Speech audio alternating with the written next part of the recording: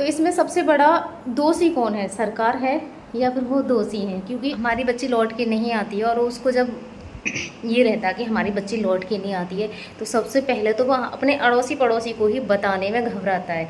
क्यों घबराता है? इसका भी रीजन है क्योंकि सबसे जय श्री कृष्णा सभी बहन भाइयों के लिए। कैसे हो आप सभी? भगवान की कृपा से सभी बहुत अच्छे होंगे और मैं भी ठीक हूँ। तो स्वागत है आपका आपके चैनल सरिता राघव में। तो सबसे पहले तो आप मेरे हस्बैंड से ही मिल लीजिए क्योंकि कभी इनके नखरे बहुत ज़्यादा रहते हैं। और आज तो इन्होंने इतने सारे बलून फोड़े हैं। सुबह मैंने एक शॉर्ट वीडियो डाली थी, आप सभी ने देखी होगी।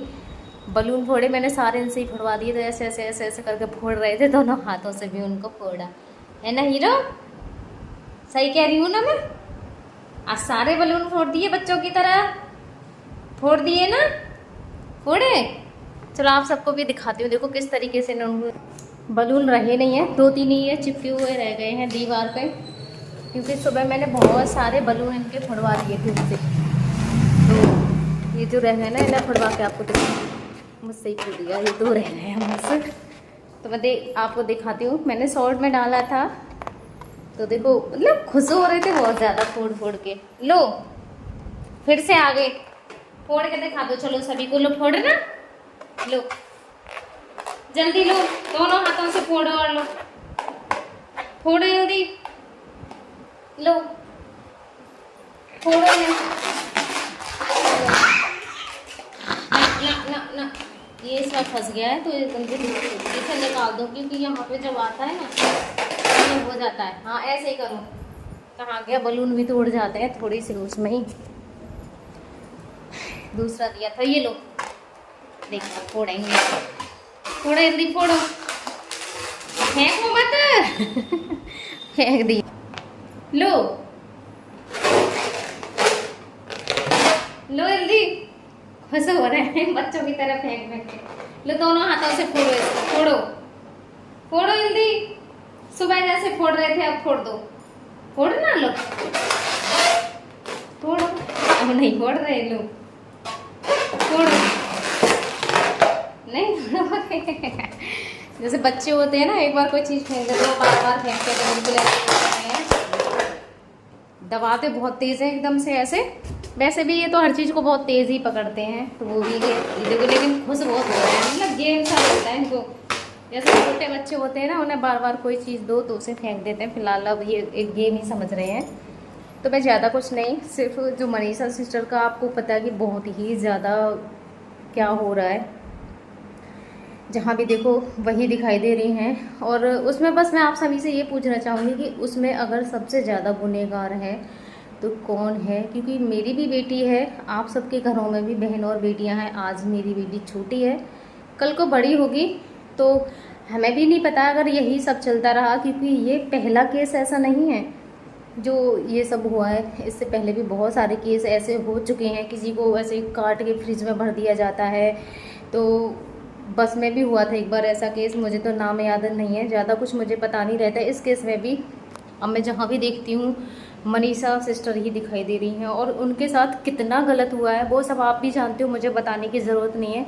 लेकिन बस इतना सब मैं आप सबसे एक ही पूछना चाहूँगी, आप मुझे ज़रूर बताना कि इसमें दोषी कौन है सबसे ज़्यादा? वो रेपिस्ट जिन्होंने ये सब कुछ किया, उनके साथ में इतना ज़्यादा दरिंदगी से ये सब किया है, तो इसमें सबसे बड़ा दोषी कौन है, सरकार है या फिर वो दोषी हैं? क्योंकि अगर हमारे यहाँ पे जो सरकार है उसके निर्णय इतने कठोर हो जाएं कि आदमी ऐसा कुछ भी दुष्कर्म करने से पहले 50 बार सोचे, क्योंकि ये पहला केस नहीं है जो ये पहली बार हुआ है और आगे नहीं होगा, मुझे नहीं लगता है। क्योंकि अब तक अगर कुछ नहीं हुआ है, यही सब रहा, अगर सरकार के ऐसे ही फैसले रहे तो आगे ऐसा नहीं होगा। और हर घर में बेटी है, मेरी भी है, आज छोटी है कल बड़ी होगी, आपके घरों में भी आपकी बहन और बेटियां हैं। आपको लगता है कि अब वो सुरक्षित हैं?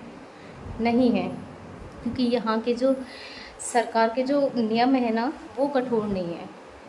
लोग हर दिन दुष्कर्म करते हैं, ये नहीं है कि बहुत ही क्या बोलूँ। खैर मैं आपके लिए बस मैं इतना जानती हूँ, क्योंकि एक जो डर होता है ना वो चीज़ नहीं है। उन्हें पता है कि करेंगे कुछ भी नहीं होगा हमारा आगे चल के, और हर दिन ये सब होने वाला है। अब लोग बोलते हैं कि लड़कियां छोटे कपड़े पहनती हैं, छोटे कपड़े पहनेंगी तो ये सब होता है। तो उसके लिए क्या कहोगे? उस सिस्टर को आपने देखा होगा हर जगह इतने मतलब फुल कपड़े पहन के और इतने तमीज़ के साथ, क्या एक टीचर थी और गरीबी हालत थी। आप सभी बहुत अच्छे से जानते होंगे उनके बारे में, जो नहीं जानते हैं वो भी शायद जान जाएंगे कि जहाँ देखो वही हैं। हालत गरीबी थी, पढ़ रही थी प्लस पढ़ाने जाती थी, टीचर थी और सबका भविष्य ही सुधार रही थी। तो घर में बड़ी थी, 3 बहन भाई हैं वो, और बस ये है कि जो बड़ा होता है ना उसके पास जिम्मेदारियाँ होती हैं। अब चाहे बेटी हो चाहे बड़ा हो, तो थोड़ी सी वो जिम्मेदारियों को समझता है और अपने माँ बाप की मजबूरी को भी समझता है। तो उसी को चलते हुए अब सोचिए 19 साल की लड़की थी और स्टूडेंट थी, कुछ आगे करना भी चाहती थी, अपने भविष्य को सुधारना चाहती थी, वो एक डॉक्टर बनना चाहती थी। तो उसके लिए वो इतना मेहनत कर रही थी, पढ़ती थी और पढ़ाती थी। लेकिन क्या हुआ, डॉक्टर बन के क्या होता कि वो लाखों और करोड़ों लोगों को बचाती, ठीक है। और आज ये हुआ कि दरिंदों ने उनकी ही ज़िंदगी छीन ली और उनका जो सपना था वो टूट गया। तो वो किसी के भी साथ हो सकता है। तो बस ये है कि ऐसे केसों को रोकने के लिए सरकार को सबसे ज़्यादा कुछ ऐसे नियम और कानून बनाने होंगे कि ऐसा कुछ करने से पहले लोग 1000 बार सोचें। मुझे तो ये भी समझ में नहीं आता है कि उनकी भी तो बहन और बेटियां हैं। उन्हें नहीं लगता है कि आज हम किसी के साथ ऐसा कर रहे हैं, कल को हमारे भी बहन बेटी के साथ में ऐसा होगा तो क्या होगा? उनकी भी तो बहन बेटी के साथ में ऐसा हो सकता है, क्योंकि वो दरिंदे हैं। ऐसे न जाने कितने दरिंदे होंगे। जब तुम किसी की बेटी के साथ ऐसा सब कुछ कर सकते हो तो तुम्हारी भी बहन बेटी के साथ में ऐसा सब कुछ कर सकते हो। तो सबसे पहले खुद को सुधारो, खुद को ही सुधार के हम किसी और को सुधार सकते हैं। तो मैं तो बस इतना जानना चाह रही हूँ आप सभी से, बस इतना ज़रूर बताना कि इसमें दोष सबसे ज़्यादा किसका है? उन दरिंदों का है या फिर यहाँ की सरकार का है? किसका दोष सबसे ज़्यादा है जो हर दिन ये घटनाएं हमारे सामने आती रहती है कि इसके चलते हमारी बहन बेटियाँ सुरक्षित रहेंगी?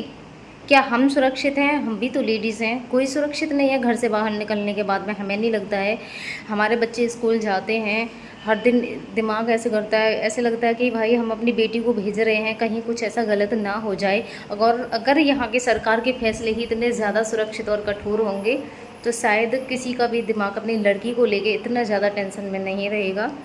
उसे भी लगेगा कि सुरक्षित है सब कुछ, क्योंकि यहाँ के सरकार के जो फैसले हैं वो ही कठोर नहीं है। इसलिए डर जो और दहशत होती है ना, वो चीज़ बिल्कुल भी नहीं है। और इतने ज़्यादा भयानक हादसे को देखते हुए भी लड़कियों की तरफ सोच के तो बहुत ही ज़्यादा डर लगता है। घर से बाहर भेजने को भी मन नहीं होता है। आपका करेगा मन घर से बाहर भेजने को? कि ये लगेगा कि हमारी बेटी सुरक्षित भी है या नहीं है। आज ये घर से बाहर जा रही है, कब लौट के आएगी? उसके भी घर में यही। और सबसे पहली चीज़, अगर लड़की के साथ कुछ भी होता है ना, चाहे वो कितनी भी अच्छी क्यों ना हो, सबसे पहला माँ बाप, जब हमारी बच्ची लौट के नहीं आती है और उसको जब ये रहता है कि हमारी बच्ची लौट के नहीं आती है, तो सबसे पहले तो वह अपने अड़ोसी पड़ोसी को ही बताने में घबराता है। क्यों घबराता है? इसका भी रीज़न है, क्योंकि सबसे पहले अगर लड़की पे उंगली उठाई जाती है तो सीधा कहा जाता है कि लड़की भाग गई। ये पहला सवाल रहता है कि लड़की भाग गई, चाहे कुछ भी हुआ सही। तो भाई लड़की का जो जीवन है ना, हर तरीके से एक नरक के समान है। अगर उसके साथ कुछ गलत होता है और वो नहीं मिलती है परिवार वालों को, तो उसमें भी सबसे पहले उसके ऊपर ये उंगली उठाई जाती है कि वो भाग गई। तो उसके साथ भी ऐसा ही कुछ हुआ था। जब उसके माँ बाप उनकी बेटी घर वापस नहीं आई थी लौटने के बाद में, तो वो पहले तो ऐसे ही चुपके चुपके से उसे ढूंढ रहे थे। 2 दिन बाद उसकी लाश मिली है, तो उससे भी यही बोला गया था उनके पापा से भी कि वो भाग गई। और अगर लाश नहीं मिलती ना, तो शायद यही रहता कि लड़की भाग गई। और माँ बाप को एक तो उनकी बेटी का खोने का गम, और दूसरा उनके ऊपर बोलते हैं ना कि जैसे बोलते हैं क्या गाँव की लैंग्वेज में तो कि नाक कटवा दी उसने। ऐसे होता है ना, बेटियों के साथ अगर ऐसा कुछ भी हो जाए, बेटी अगर घर से गायब है तो ये बोलते हैं कि उसने तो नाक कटवा दी थी। तो यही सब होता है, एक बेइज्जती का डर और दूसरा उनकी बेटी चली गई। तो कितना ज़्यादा बोलते हैं कि मरने के समान जैसी स्थिति हो जाती है माँ बाप की। क्योंकि मेरे गांव में भी ऐसा हुआ था। मेरे गांव में भी एक सिस्टर थी, उनको भी ऐसे ही मार दिया गया था। 4-5 दिन में उनकी जाके लाश मिली थी। तो उनके जो घर वाले हैं ना, ऐसे छिप छिप के उनके लिए देख रहे थे कि लड़की भाग गई।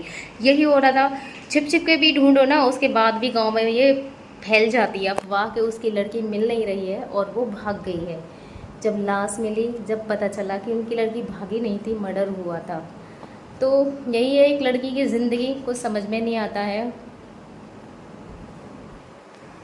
तो सबसे पहले तो लड़की को लेके अपनी सोच बदलो, और दूसरा ये ज़रूर बताना कि इसमें दोषी सबसे ज़्यादा कौन है, वो आरोपी है या फिर सरकार है यहाँ की। धन्यवाद मेरे सभी बहन भाइयों के लिए।